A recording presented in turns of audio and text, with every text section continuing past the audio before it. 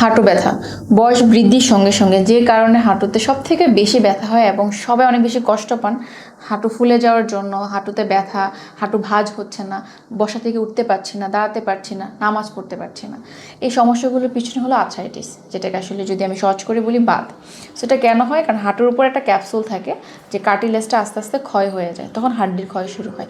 এখন এই কার্টিলেজটাকে যদি কোনোভাবে পুনরায় আবার আগের মতো করা যায় এবং কার্টিলেজ ক্ষয়টাকে যদি কমানো যায় এবং হাঁটুকে যদি আগের ফাংশনে নিয়ে আসা যায়, তাহলে কিন্তু সমাধান পাবেন।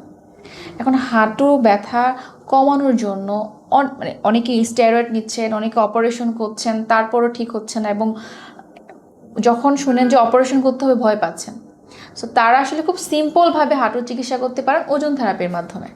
কারণ ওজন থেরাপির মাধ্যমে আপনি যখন হাঁটুর চিকিৎসা করবেন, সাথে সাথে আপনার ক্যাপসুলটা নতুন করে তৈরি করতে সাহায্য করবে। এবং ওজন থেরাপির সাথে আমরা স্পেশালি যেটা করি, এখানে আকুপাঞ্চার করি, এখানে আপনার প্রপার রিহ্যাবিলিটেশন করি, যার মাধ্যমে আপনার প্রত্যেকটা মাসেল ইন্ডিভিজুয়ালি স্ট্রেংথ গেইন করে এবং হাঁটুটা পুনরায় স্টেবল হয়।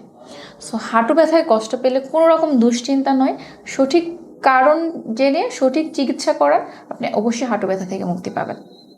তো আজকে ভিডিও পর্যন্ত। আমি ডক্টর সাথী বিদায় নিচ্ছি। আল্লাহ হাফিজ।